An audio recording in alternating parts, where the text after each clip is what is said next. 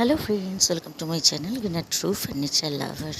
এই যে দেখুন, দুটো আমার অ্যাগ্লোনিমা প্রজাতিরই গাছ এত বিশাল বড় হয়েছে যে একটু হাওয়া দিতে না দিতেই হুড়মুড় করে পড়ে যাচ্ছে অন্য গাছের ওপর। নিজেরও ডালপালা ভাঙছে, অন্য গাছেরও ক্ষতি হচ্ছে।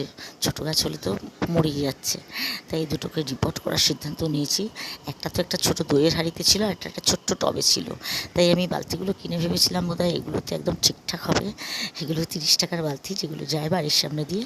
কিন্তু দেখলাম গাছগুলো এতটাই লম্বা যে এই বালতিও ছোটো পড়লো, আরও 2 সাইজ বড় হলে ঠিক হতো। যাকে এখন নিয়ে ফেলেছি। আর আমার শরীরটাও ঠিক নেই, তাই আজকে একজন হেল্পিং হ্যান্ড নিয়েছি, কারণ এত বড় দুটো গাছকে ভেতর থেকে বার করে টেনে ঘিচড়ে বসানোটা একটু চাপের। তাই মোটামুটি দুজনে মিলেই কাজটা সম্পূর্ণ করলাম। যাই হোক, এখন মোটামুটি আবার বেশ কিছুদিন, 1 বছর খানেক তো থাকবেই। আর এই যে দেখুন, এই গাছটাকে কিন্তু আজকে উপরি পাওনা, এটা পাওয়া গেছে একটা জঞ্জালের বালতি থেকে। তাই এটাকেও লাগিয়ে দিলাম, ছোট্ট কুঞ্জলতাটাকে। কুঞ্জলতার চারা আমার কোথাও না কোথাও হয়েই যায়।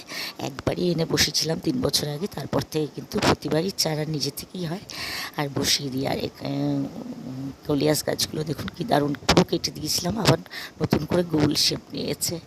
এই লাল জবাটাও বেশ কয়েকটাই ফুটলো, আবার কুড়িয়ে এসছে, আবার ফুটতে শুরু করছে। আর এই রঙ্গনটা আমার ভীষণই সুন্দর। গোটা গাছটাকে ন্যাড়ামুড়ো করে যখন কেটে দিয়েছিলাম, সেই ভিডিও দেখিয়েছিলাম আপনাদের শীতের শেষে।